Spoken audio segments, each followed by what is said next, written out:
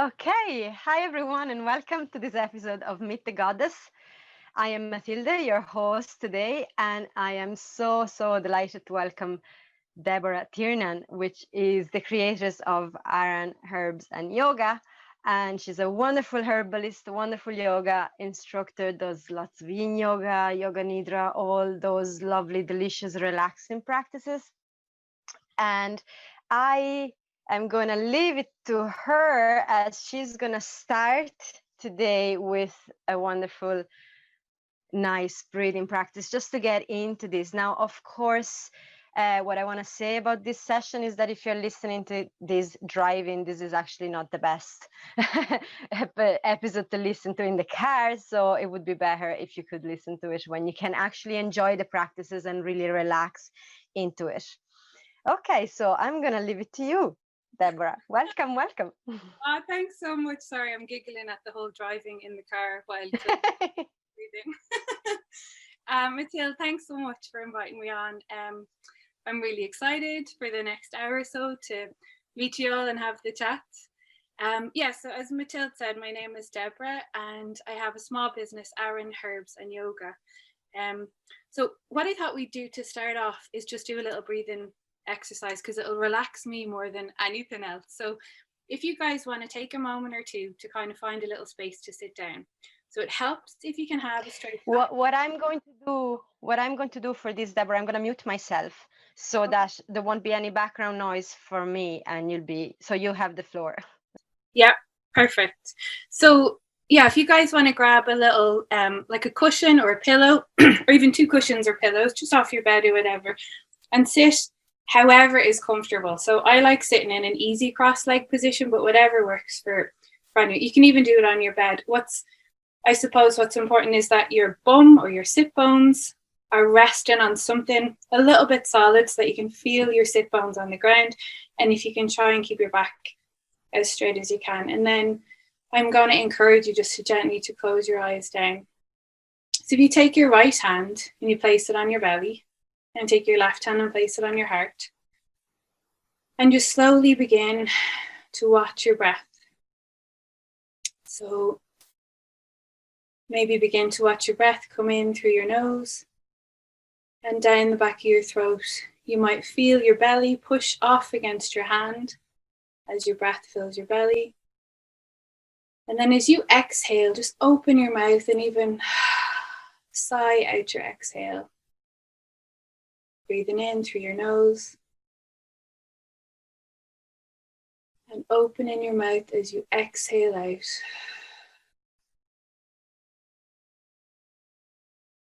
Watching the breath as it travels through the tip of your nose, down the back of your throat, feeling your belly rise or push against the palm of your right hand. And as you exhale, just feeling your belly fall away from your hand. Inhaling and exhaling. Taking the next couple of minutes just to allow your body to begin to relax, allowing your brain, your body, just to begin to quieten down. Breathing in through your nose and breathing out through your mouth.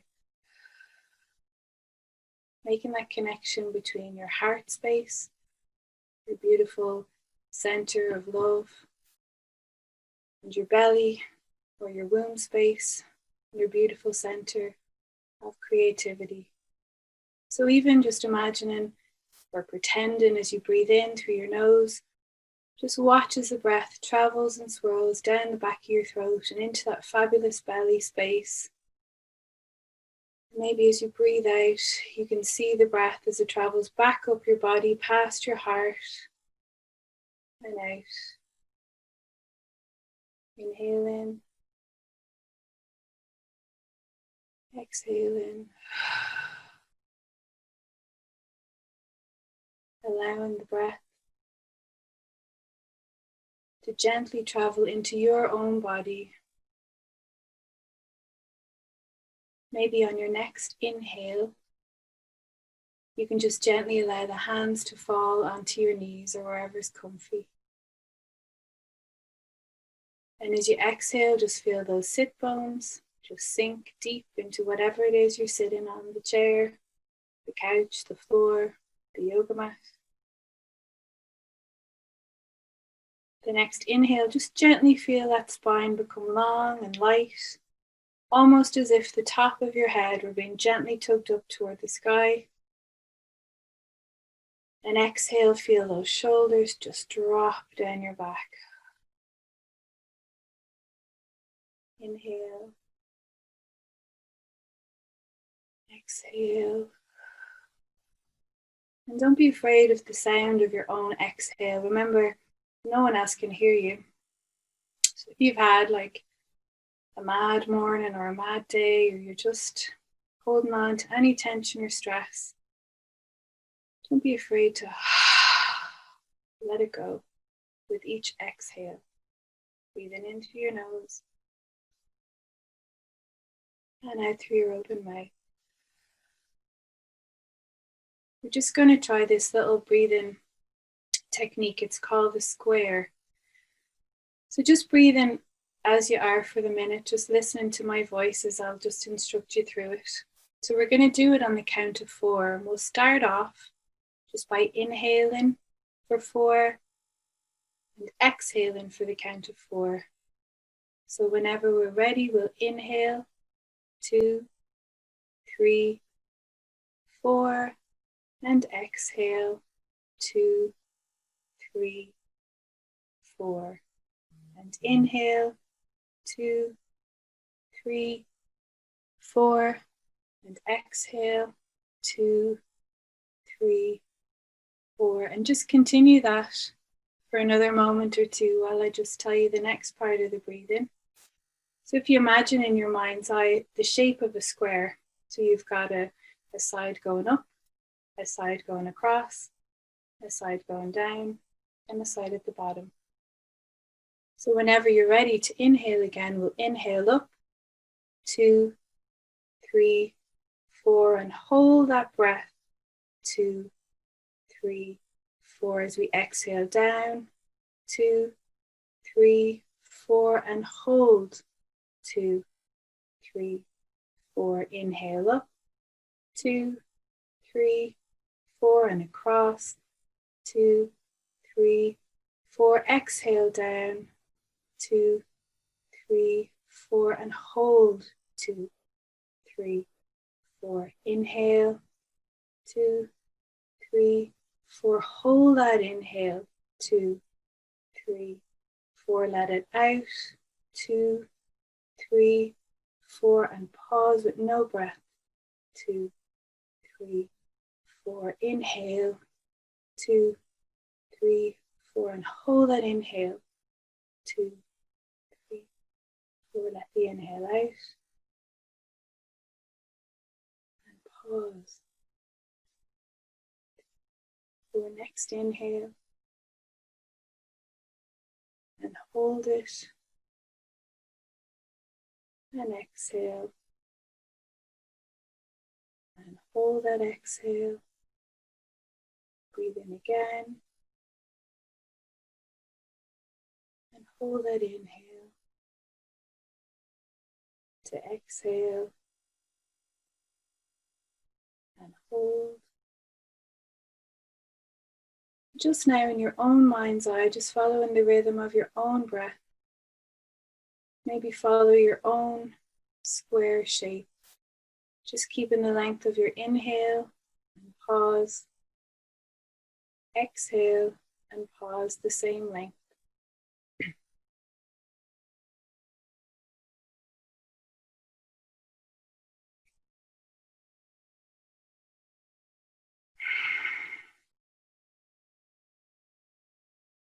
You can keep your eyes closed if you wish, but just gently taking your shoulders and lifting them up to your ears on a big inhale. And when you're ready, just drop those shoulders down toward the floor on a big exhale. Inhale up and exhale down. Inhale, pull those shoulders up to the ears. Hold it for a second, draw the shoulder blades together at the back and just release down. Fab, just drop your chin to your chest. Inhale, keeping your chin at your chest. Feeling the back of the neck just become nice and long. Releasing out. Exhale, keep the chin toward the chest. Almost feel your chin sinking into your chest. Feeling the back of the neck, just release out. And on an inhale, whenever you're ready, slowly take the chin over toward the left ear. And pause when your left ear is over your left shoulder. Exhale out. Imagine you're dropping that left elbow to the floor. Just pause in here with your left ear over your left shoulder as you feel the whole right hand side of your neck open out. Release. Any of the tissues, any of the knots, just feel them wriggle out. Inhale in. And remember to exhale and feel that elbow just drop to the floor. Whenever you're ready to inhale again, slowly allow the head to fall back. Drawing a circle on the ceiling with your nose. Allowing your right ear to travel over your right shoulder.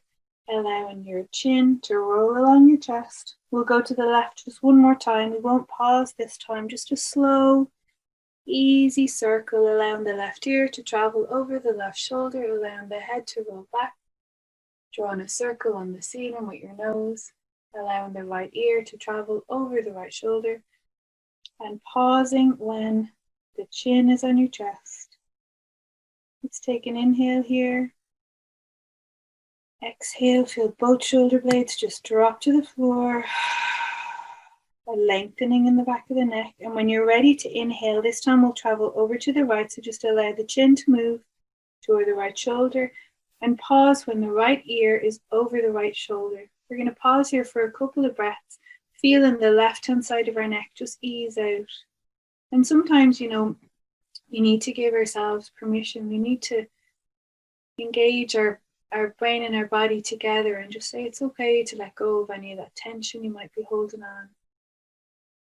As you exhale, just feel that right elbow drop toward the floor, really extending out the left side of the neck. And then gently allow the head to fall back, drawing a circle on the ceiling with your nose. Allowing your left ear to travel over your left shoulder. Allowing your chin to roll gently across your chest. We'll go one more time. Slowly, slowly allow the left ear or the right ear to travel over the right shoulder. The head to gently fall back, drawing that circle on the ceiling with your own beautiful nose. Allowing the left ear to travel over the left shoulder. And allowing the chin to softly rest on the chest. Gently breathing in, bring the chin up to center. And then on an exhale, just raising your chin up toward the sky, just feeling this beautiful elongation along the front of your neck, just awakening that gorgeous throat chakra, your own voice, your beautiful blue lotus flower. Inhale. And gently on an exhale, bring your head back to center. Maybe give your knees a bit of a rub. Maybe rub your hands together and slowly open your eyes.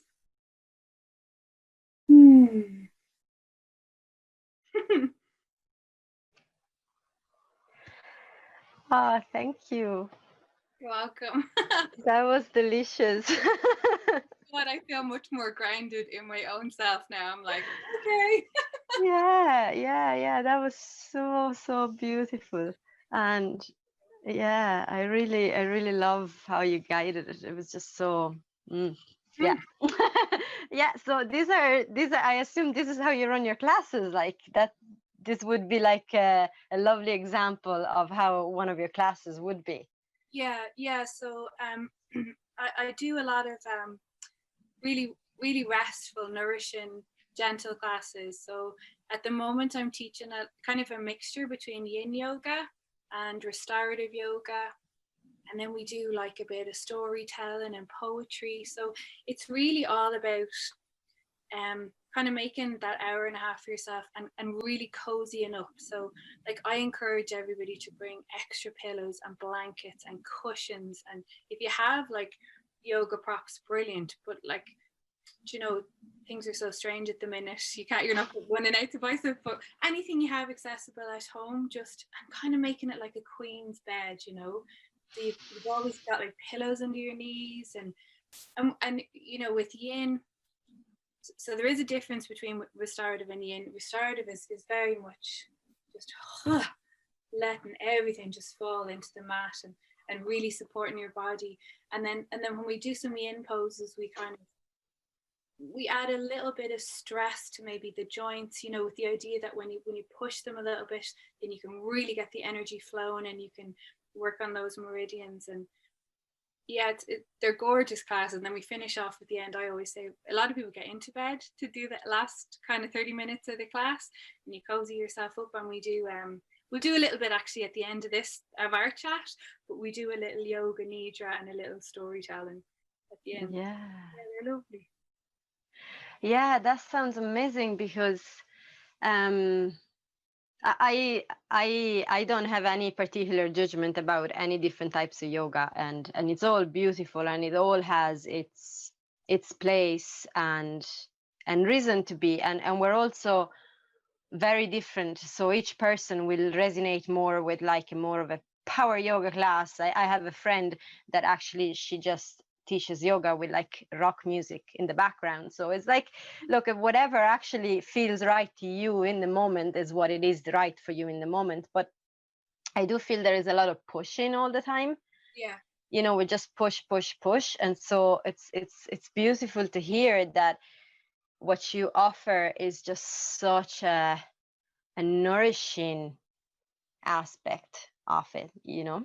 Yeah, do you know, Matilde, I think that I think you're so right. So it is all about balance. So the yin and the yang, do you know, and at certain points, definitely at points in my life, but also even in points, you know, days in my cycle, I'd feel like, oh, I really want to do a yang, you know, practice. I want to put on some faster music, and I want to do lots of sun salutations, and, you know, I want to, but but more so, and I don't know, is it coming into the winter, or is it because all of our nervous systems are just shot at the minute? I'm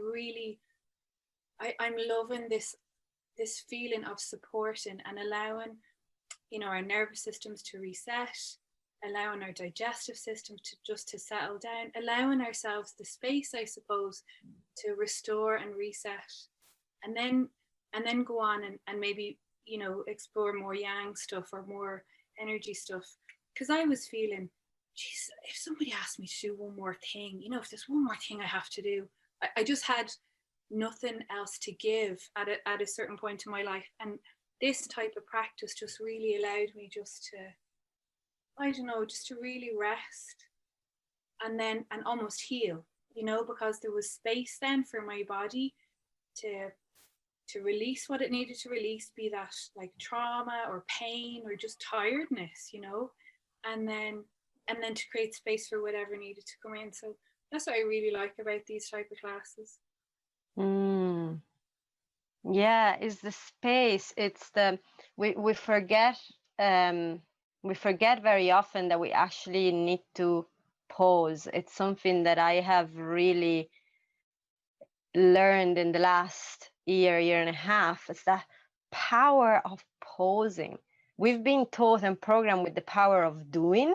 For sure, yeah. But there's such a power in pausing. How did your yoga journey start? So I was introduced to yoga by a really good pal, Trish. And I don't know, it's funny because a few times in my life she has kind of saved me. But yeah, this was in my 20s, and my life was in a spiral of, looking back, I want to say, kind of self-destruction, although I didn't realize it at the time. But I was very much, go, what's the next thing, go, what's, you know, and achieve, and yeah, just the whole idea of breathing. And I could never do the yoga nidra at the end. I used to lie there and be like, what is this about, you know? But then, yeah, I just started going every week, and then I did my own yoga teacher training, and then I started having just really lovely experiences. You know, the yoga teacher training for me was a real challenge. I found it really hard to learn all the stuff. I found it easy to learn the stuff, but I found it really hard to settle it, to land it in my own body, because to me it kind of was out here, it was academic, and I found it hard to land in my own body. But so that was May, I want to say nearly 20 years ago. And then I did my yoga teacher training, and then when I had my first child, Sean, I really thought I wanted to bring yoga to kids and to babies. So that journey went off for a good few years, and I taught in schools around Dublin and on the Aran Islands. I did a lot of yoga with teenagers and young people and kids, and really loved that and loved the idea of bringing movement and breath. And then, yeah, this journey toward yin and restorative yoga has been kind of recent to me. I've been practicing it and teaching it maybe for about 2 years. And the yin yoga, much more recent. I just trained with this amazing goddess, Kitty Maguire. She's just fabulous. So yeah, it's funny watching how your own practice changes, isn't it? And what you need in your life at a certain time. But yeah. You mentioned something really interesting there about finding it hard at the beginning to do Yoga Nidra. So first of all, actually, I just want to say it because it's an assumption that everybody knows what Yoga Nidra. But I did yoga for a very long time. And for the first few years, I knew it as relaxation practice. I actually didn't know that it was Yoga Nidra. I was in my early 20s. And then I learned the term afterwards. So it's nothing crazy. It's just lying down and just following these gorgeous relaxations and just allowing the body to just flow and be so soft. But this can be really challenging for some people. I've had people in my classes as well just hopping. They're really not able to be there. So how did you overcome that, or what would be an advice that you could give to anyone that is listening that finds that really challenging? I suppose, slowing down is, so this is what I think. Your brain is a muscle, right? Like any other muscle in your body. And so you can train it. So you can definitely train your brain to stop thinking. And I think once you can switch off that monkey mind, that constant then you can allow your body to relax. So, but that again, that takes practice. And I suppose that's what a lot of us, we're like, oh, I don't have time to lie down and practice lying down and being quiet. But what I would do is I'd maybe find, like, maybe taking even 1 minute at the start of every day and 1 minute at the end of every day, and just focusing on your own breath. So bringing it back to your own self and noticing, maybe even journaling, writing one word about how that is impacting your day. So if at the start of, say, even starting on a Monday, and just Monday morning, taking a minute just to watch how that breath, even doing that, that square breath, that circuit breaker, and thinking it probably won't make a difference the first day, and maybe even on the second or fifth day, you'd be like, oh. But if you practice it every day, just a little bit, just a minute, and maybe increase it. So in a week, you might be doing 5 minutes a day, or after a month, you might be doing 10 or 15 minutes, but slowly. Because I know when I was in that headspace, Matilde, I was like, if one more person asks me or tells me what I need to do, I'll be like, would you go away? Do you know that kind of way? Or what you need now is to calm down. I'm like, now is some more me time. I don't have any me time. Or whatever, So I think, yeah, it's kind of that little shift, isn't it, in your own self, where you're like, and it's different for everybody, and everybody feels it at a different time. For a very long time, I knew I didn't know what I needed to do, but I knew that I needed to take better care of myself. But it took a long time for that to land in my body. And it was just through meeting the incredible Gina McGarry, who really have The one and only that get mentions in pretty much every episode of my podcast. I swear she doesn't pay me, but it's just that she gets mentioned all the time because she's just amazing and she has impacted our lives so much. That's just truth. Truth, but even that sense of self, you know, and that feeling of self-worth, I really have it now, you know, and I really value myself. I value that 1 minute a day, or that 1% extra of self-care a month, or, you know, I love that. But it was Gina who lit that fire in my soul, and, you know, she actually kind of had to keep poking it for a good few years. I mean, I started studying with Gina 10 years ago, and life changing, but I was a slow burner, you know. I was still, I'll compartmentalize that, but this is my life. And it's really only in the past maybe 2 years that things have started to weave. You know, even that thing that Gina would often say about weaving the web. It's now that I'm in the web and I see the web being woven and I am weaving my own web. And I think that just takes time, and it does take a little bit of commitment to yourself. But start off slowly. So go somewhere to find a space that holds you, that can allow you to start to grow, whatever that is for you. Maybe it's yoga, maybe it's herbs, maybe it's sitting at the foot of a wonderful person like Gina McGarry, or yourself, or, you know, going somewhere that makes us feel, I can be myself here, or I can at least start to grow into an authentic version of myself. And that's just really what yoga and the whole herbal journey has been for me. And also, you know, it being an accessible thing. So, and again, that took me a long time to have that land in my body, that was my way of life. You know, for a long time it was something I studied. Yoga was something I did, but now it's my way of life. You know, like, I often tell this story, and you know, that the herbs, which, you know, we grow them, we harvest them, we make them. And my mom was here, this is a good few years ago now, and like, sure, the kids, my kids, I have 4 children, and especially the older 3 now, they just talk about herbs the whole time. And Mommy was here one day, and Ella Rose came down, did a little cough, didn't feel great, opened the fridge door, took out a wine bottle, opened it, and kind of took a slug of lemon balm. And my mom was like, she thought, you know, obviously she thought she was after just slugging wine out of the fridge, but that ownership of herbs and that way of life just is amazing. I'm so grateful for that. Yeah, it felt, I really felt it, and I think I'm still feeling it when you said about weaving and beginning to be in that web of life, and how everything just weaves and merges together. That is just so beautiful. It's so beautiful because it is so.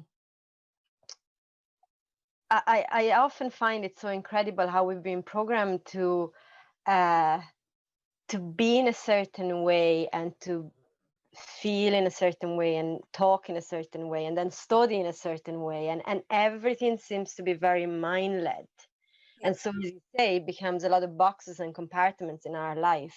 Yeah. And that's where I believe deciding to practice the likes of yoga or anything else becomes like nearly an extra chore, because it's an extra compartment and we already have so many. Exactly, yeah. So when we start actually weaving and realizing that it's more of a way of life, that just opens up to, it's so much easier actually to flow in the web than to just always trying to break it apart. So that was just wonderful. So like, this episode was just wonderful. Just for that alone, you have to bring in something so magical to it. So you were saying to actually just bring all these cozy, gorgeous pillows and blankets and just be like a queen. Yeah. And I really like that. So I would really like you to expand that, as in how does it how do you make yourself feel like a queen? What have you shifted within yourself to actually get to the point where you can own that you can make yourself feel like a queen? Gosh, I suppose for me it's been like a lot of letting go. So you touched on, society putting different boxes, or not even, yeah, I suppose putting expectations on us, but also life experiences. I probably would have, um, I would have had a lot of sadness and trauma that I couldn't get out of my body, and so I kind of lived in my head a lot, and that was very hard for me to come out of. And how did I do it? Just gently, gently, and I think, and I talked about it just a minute ago, this idea of, so first of all, I had no idea that I needed to be better, or be healed. None at all. And more so, I had no idea where to even go for that. How do you make yourself feel whole? How do you make yourself feel like you're in your own body? How do you make that connection between the breath that you're breathing in and the feelings that you're having in your body? That was also alien to me. And again, like you just touched on, the idea of, well, go to a class or go to a therapist. Sure, Janie, that was another thing I had to do that was outside of myself. So I think for me, it was a massive realization that, I love this saying, I am mine before I am anyone else's. And that, even that makes me feel so emotional, even saying it. And I can't even remember where I read it. It's not my quote. It's something that somebody said. I am mine before I am ever anyone else's. And that means something to me now, whereas it didn't for a long, long time. So practices like mindfulness, like physical body work, like yoga, like getting into your body. And I have to say, taking herbs that ground you, that make that connection. So, I mean, I know like nettle, dandelion, all those earthy, gritty herbs that are grown from the ground, that have roots that are pulling us back down. So that connection between making a cup of tea. So I felt, I'm going to be honest, I felt a bit, I'm going to be doing a podcast today. So I have nettle tea here, and that connection with the allies, the herbs, the feeling grounded, the making yourself feel like you're present in your own body. And for me, that came with, I suppose, a shift in a commitment that I wanted to feel okay. I wanted to feel like myself. I recognized that something was missing. Finally, even after various people had maybe hinted at it, it settled in my body. Yeah, I don't own myself, and I wanted to own myself. I don't know, did that even answer your question? That does, and it's beautiful because, yeah, like we're everybody else's before we're ourselves. So we're following. We start with our parents' expectations, and then we heaped all the expectations that as women we have as to become mothers, and now we also have to heap probably a career on top of that, and then as you said, someone comes to you and goes, well, you need to be fixed now. You're like, no. The answer is very unpolite what comes out. I can't say it here, but so yes, that to find that grounding, that why, I suppose, inside, that is just so much more important than all these other things that have been put out on top of us from the outside, actually just brings you back to, yeah, but what's really in here that really needs that tending to, and then from there you can turn back towards the outside and just, but you're yourself. So that is wonderful. And I love that the herbs have also helped you, and they do help you all the time in this, because they're just so amazing. Yeah. So I'm, by profession, I'm an ecologist. So I've always worked in that field of, landscape and why things grow, why things grow where they grow, and habitats. And I've been really fortunate in my profession to have been able to travel around a lot of Ireland and really beautiful places. And so that connection to landscape and that connection to the earth was always in me, somewhere. But I think it was in me in a headspace. You know, I was even at an online conference the other day, and this really amazing professor, and he was all talking about geosystems and science, and then he was talking about landscape, and then he put up some beautiful old paintings and portraits from the National art galleries, and they were, you know, painted in the 1800s, and they were beautiful landscapes. And he was talking about that head heart connection to the land, you know. And here was this, you know, really highbrow professor talking about something that was so dear to me. I thought, yeah, it is all about that. It's making that connection within yourself so you feel it, you know, and that sense of owning stuff, which is fabulous, beautiful. Yeah, I know for myself, I've come to yoga because my life was very difficult at the time. I started yoga when I was about 18, and it was very, very difficult. So there was a lot to overcome, but it was like an instinct. I didn't know all the reasons why people do yoga. It was an instinct. But I learned then along the way as I train and stuff that there is actually a really powerful release of trauma within the body when we do yoga and any type of body work, really. But yoga was one of the ones that, if you read all these amazing trauma release books, yoga is actually one thing that is really important. Now I think my question would be like, how do you find that within your classes? Like, how do you find that happening in the slower pace classes? Because I know that I find that there can be sometimes the misconception that there's way more release when you do something that is high tempo, that causes like a reaction in the body, or a sweat, or a stress within the body, and then it releases. And there's truth in that. I'm not saying that that's not true and valid, but I find personally that there is a lot of release even in a really nourishing slow pace, as it seems slow pace, but it's not really slow pace. So I would like to hear your take on that. Yeah, okay. So first of all, I think you're right. And I think that in the past 10, 20 years, science, psychotherapy, all of those,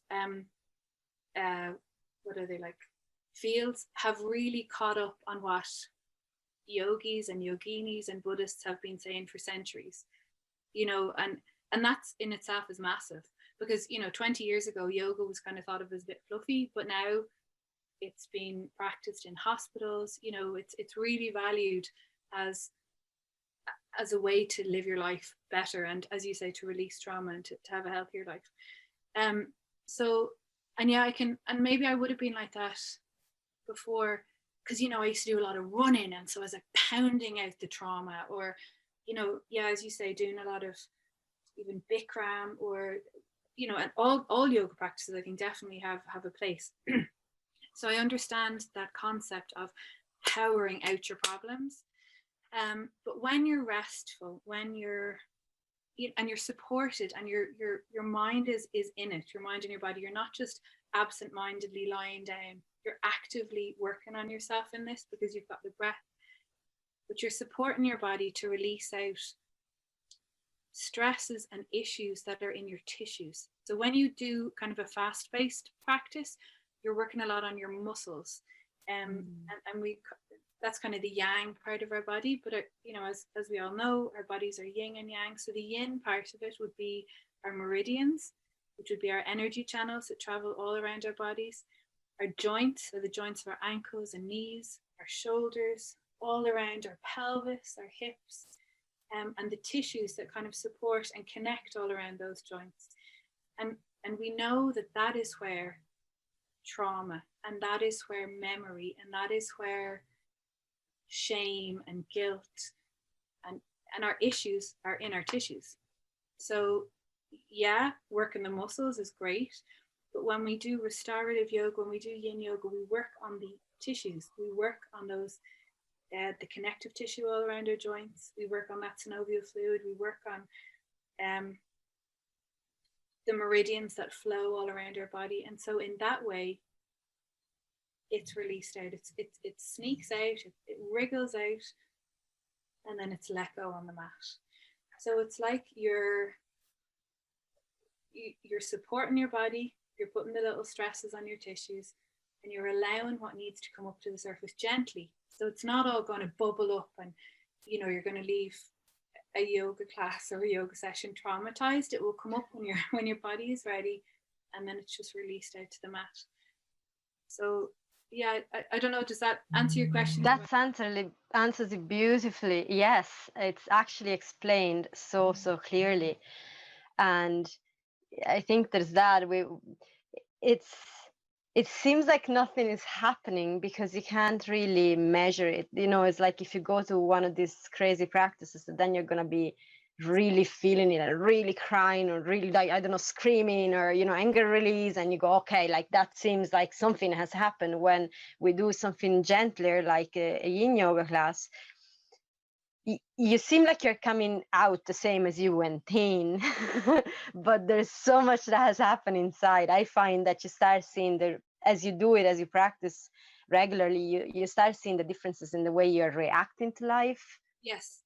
You know, things don't get at you as much as they used to. You feel safer, less anxious.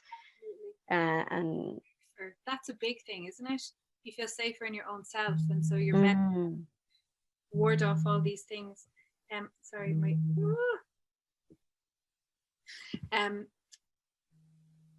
yeah, sorry, I just got totally distracted there.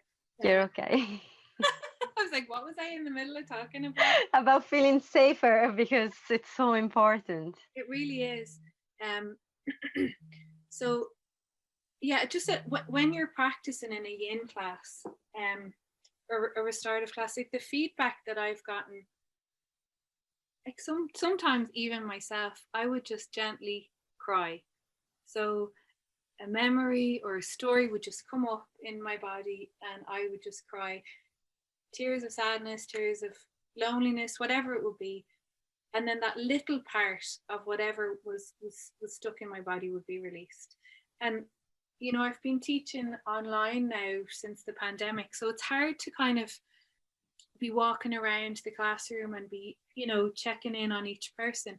But I get feedback every week from students, and a lot of it is that it's like, geez, you know, we did that sleeping swan pose, and it really, you know, released out something in my liver, or, you know, because we're all kind of using the lingo now, or it released out something there, and I felt really angry, or I felt really sad, but I feel really good now, you know. But I think it's a gentler and very real way, definitely, of releasing stuff out of our bodies.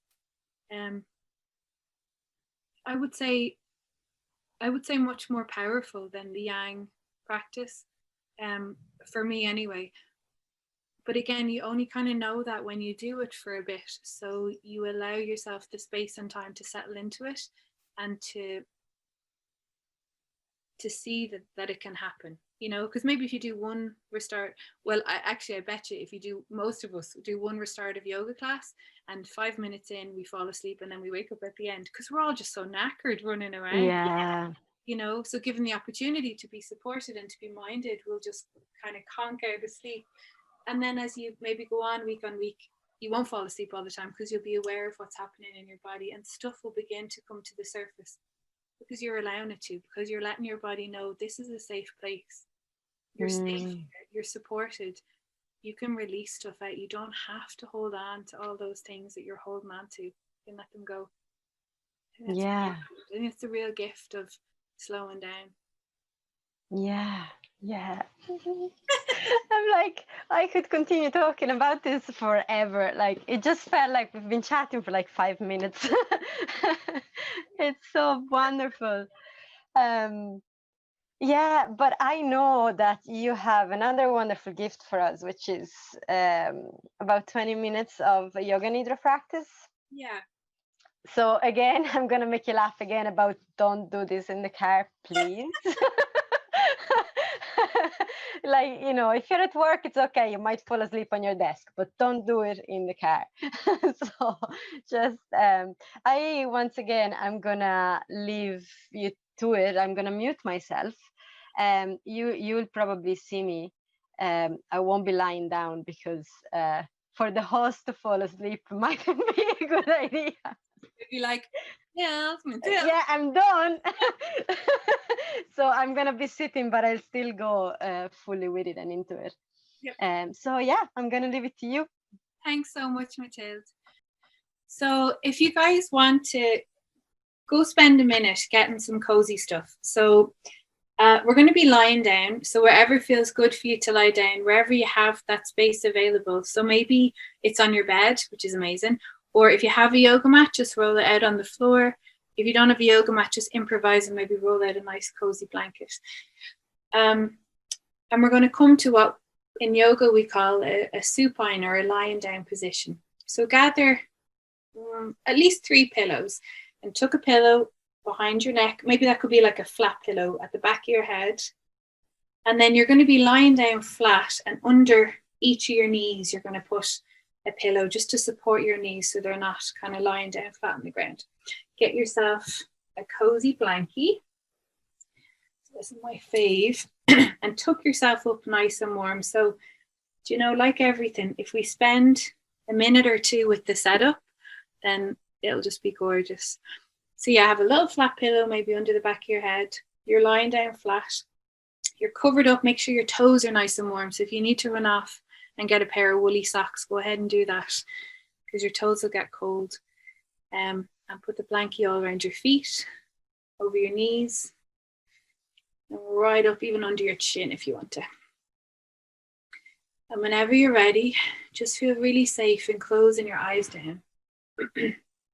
So again, we're going to bring it back to the breath. So begin gently, just by allowing the breath to travel in through your nose, travel down the back of your throat, and feel your belly begin to rise. As you exhale out, just allow your belly to fall. You can have your hands wherever is comfy, so it might feel really cozy to tuck them in under your blankie. You can have your palms facing the ceiling if that feels good. You can have your hands on your belly, whatever feels good for you.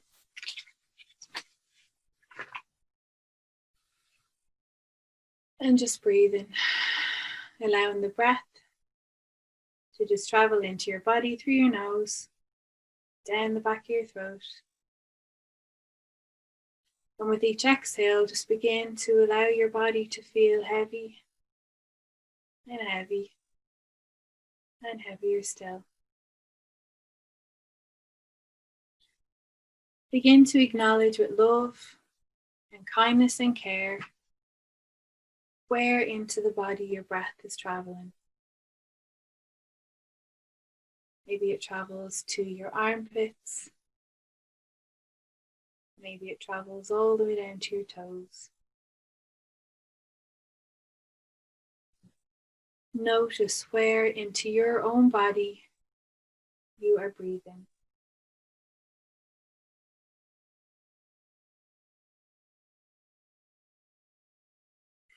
Follow the journey of the breath into your body. Follow it through your nose, maybe to your underarms,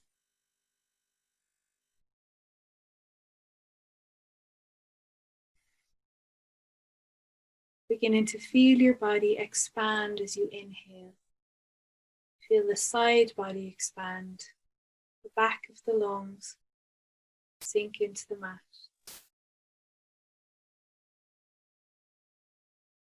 As you exhale, feel the ribs almost as they come closer together.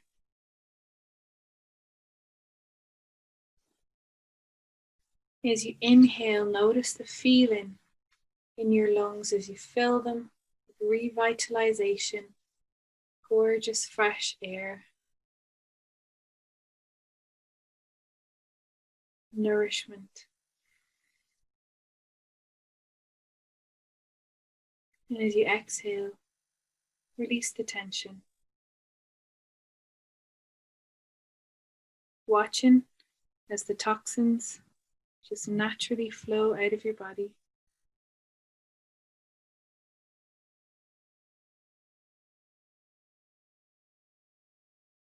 Notice the sound of your own breath.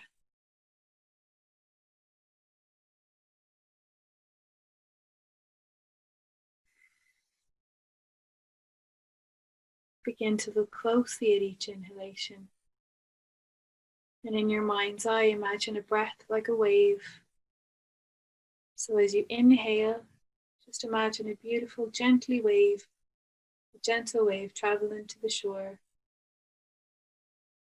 And as the wave gently crashes on the beach, as you exhale, watch as the tide flows out. Inhaling in. Beautiful wave as she travels to the shore, and watch her as she gently breaks on the shale, on the beach, on the sand, on the rocks, whatever is in your beautiful imagination. And watch the tide as you gently exhale out.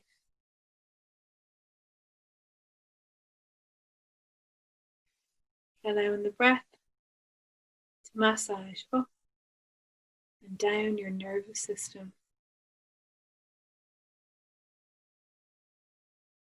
Allowing your body to sink into a soupy sea of relaxation. Bathing your heart, bathing your brain in this gorgeous feeling of calm and peace.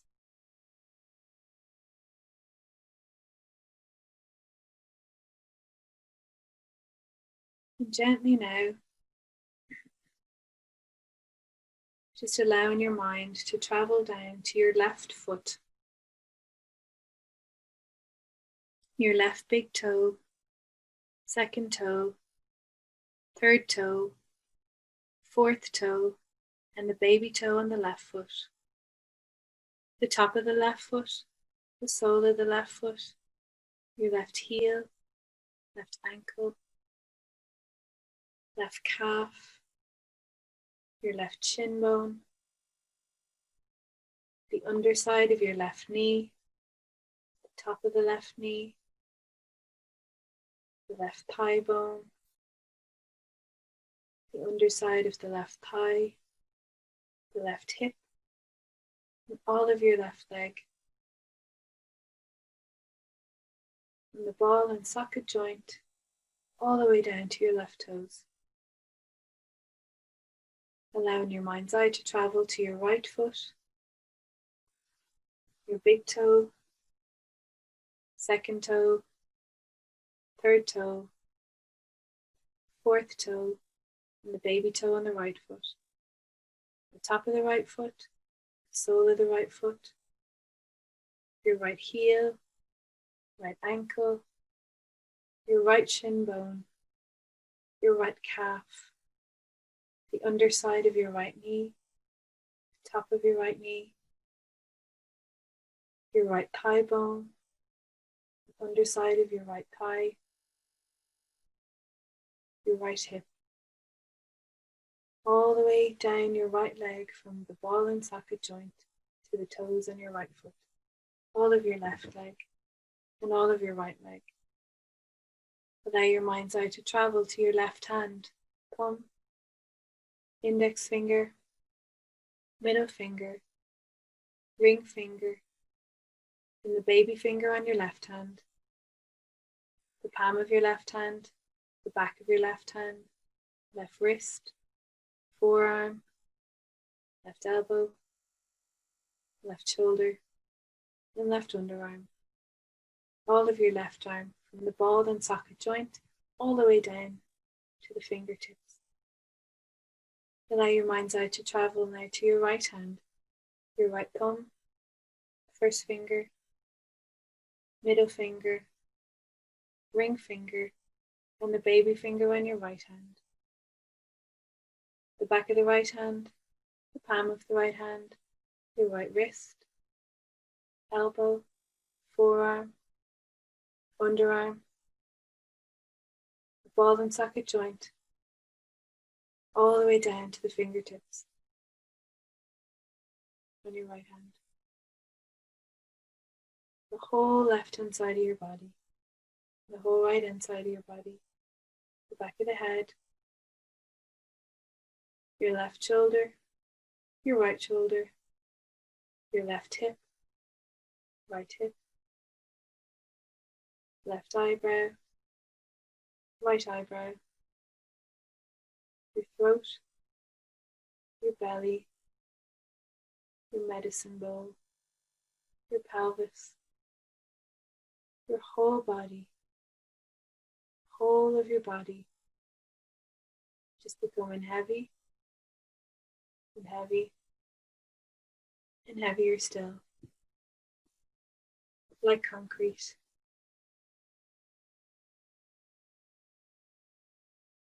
And then imagine your body just feeling really light, like a feather or a cloud. Imagine your body just floating up to the sky like a feather or a cloud.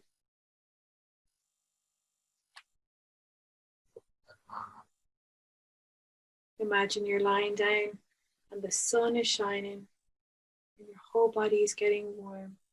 Your face, your chest, the front of your right leg, the front of your left leg.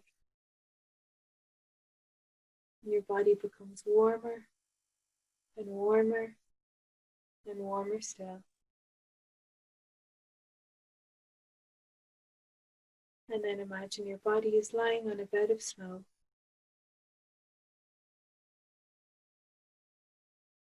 Imagine birds flying overhead.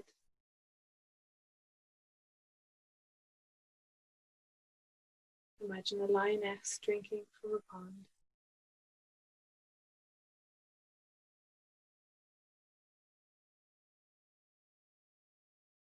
Allow your mind's eye just to travel to the space at the bottom of your spine, where a beautiful red lotus flower opens out petal by petal. And as you exhale, all of your body is bathed in a beautiful red light.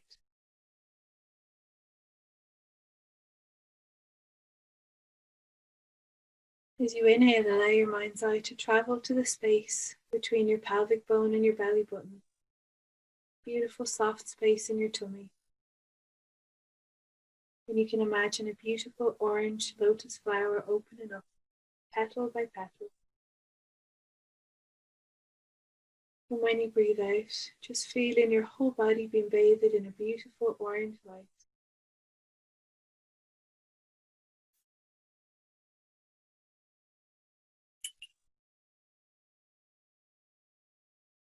Allowing your mind's eye now to travel just above your belly button and below your ribs, your manipura, your beautiful yellow lotus flower. And as you breathe in, just imagine her opening up petal by petal. And as you breathe out, just feeling all of your body bathed in a beautiful yellow light.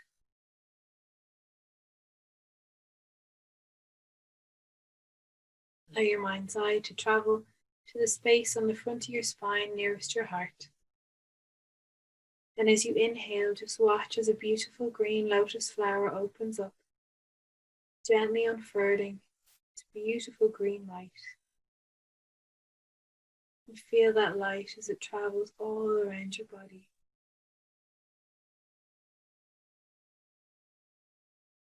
Travel now up to the front of your throat, where your throat chakra, the beautiful blue flower, reminding you of your own voice, your own truth, just opens up.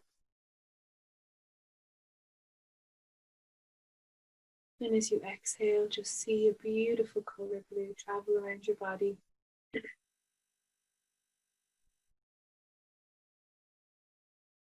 Inhale into the space between your eyebrows, your third eye. And a beautiful purple flower opening here, your sense of intuition. And feel that purple color travel all around your body, your fingertips to your toes. And then allow your mind's eye to travel to the top or the crown of your head, where a gorgeous, delicate white flower opens out, connecting you to the divine, the gods and goddesses. And as you exhale, just feel a glorious white light just travel down past your ears and shoulders, elbows, thighs, knees and toes.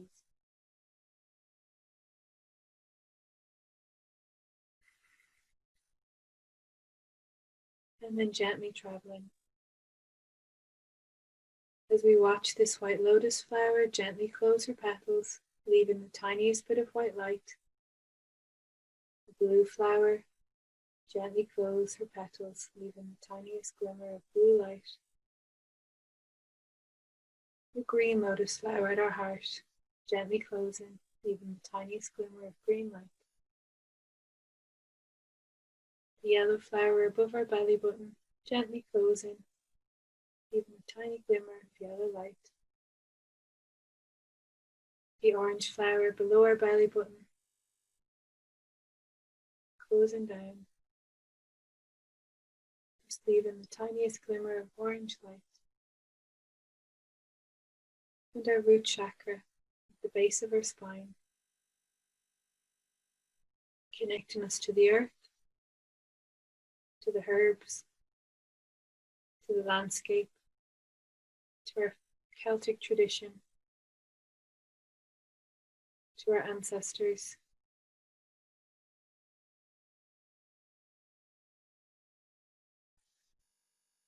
And just gently close her petals down, leaving a gentle stream of red light connecting us always to the earth.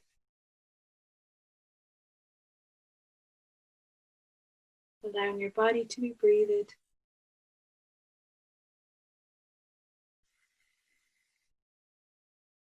As you inhale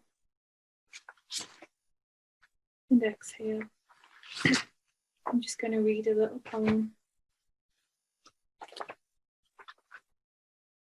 It's by Mary Oliver. You do not have to be good. You do not have to walk on your knees for 100 miles through the desert repenting. You only have to let the soft animal of your body love what it loves. Tell me about despair, yours, and I will tell you mine. Meanwhile, the world goes on. Meanwhile, the sun and the clear pebbles of the rain are moving across the landscape, over the prairies and deep trees, the mountains and the rivers. Meanwhile, the wild geese, high in the clear blue air, are heading home again. Whoever you are, no matter how lonely, the world offers itself to your imagination, calls to you like the wild geese, harsh and exciting, over and over announcing your place in the family of things. You do not have to be good. You only have to let the soft animal of your body love what it loves.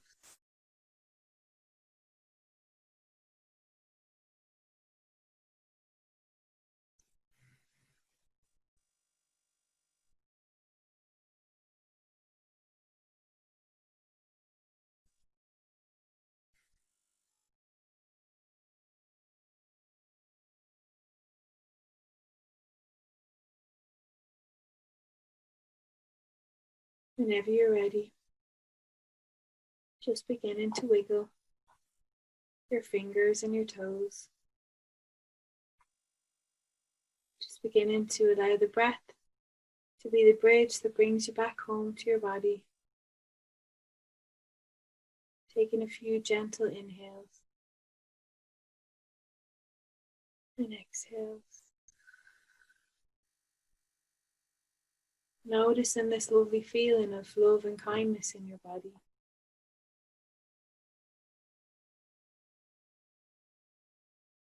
Allowing these feelings of love and kindness to expand out to your friends and family, your relationships. And maybe making a commitment to yourself to go softly for the day or days ahead.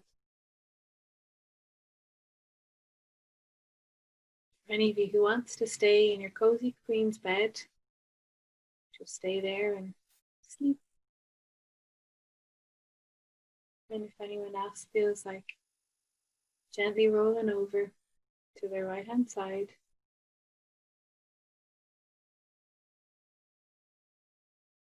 placing their left hand on the floor to softly and gently push yourself up to a seated position, keeping your eyes closed if that's available to you.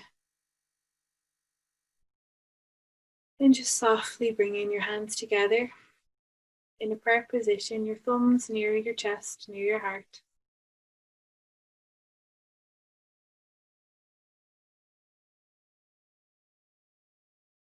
Just gently bowing to each other or just the energy space and saying namaste. Namaste.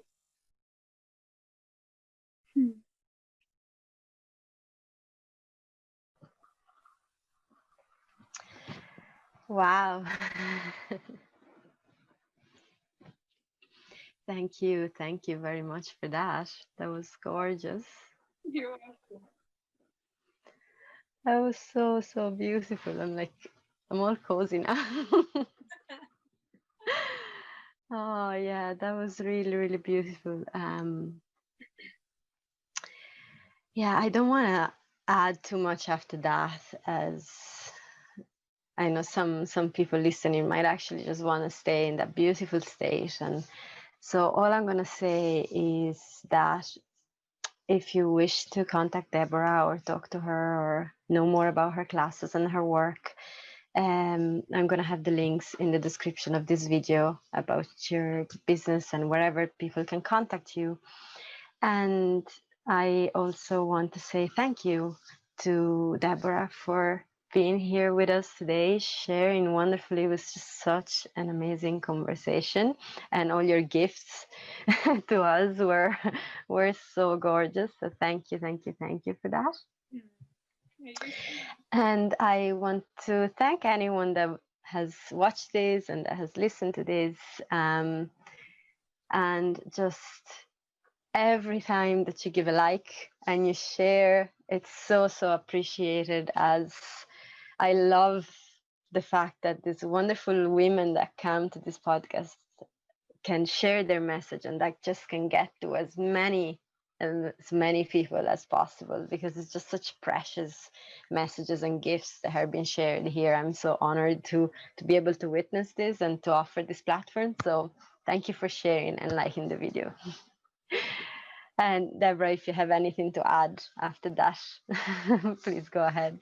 No, I just, really heartfelt, genuine thank you for the space to share that. Because you're right, it is lots and lots of people are maybe wandering around a little bit lost. And just if they know that there's all these fabulous, wise, gorgeous women out there, and through your podcast, you've really brought together such a gorgeous community. So thanks so much, Matilde. Yeah, really heartfelt thank you. Thank you very much. Okay, so until the next episode, thank you very much to everyone, and bye. Thanks for watching this video. If you enjoyed, feel free to give it a thumbs up and subscribe to our channel for more. Join our growing international sisterhood at Free to Be a Goddess on Facebook. Join a tribe of women free to be their beautiful, wild and sacred selves, safe and supported. Find the link in the description.